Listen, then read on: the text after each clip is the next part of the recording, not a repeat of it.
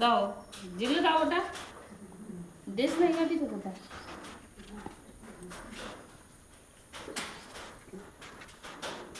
এই পুরানো প্রযুক্তি তো চালু করেছে এটা আপাতত চালু থাক বলতে গেলো কিরম হলো কি জানি একটু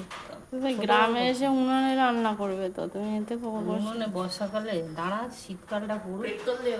উনুনে করবে বলছে পেট্রোল দিয়ে দাও জব করে চলে যাও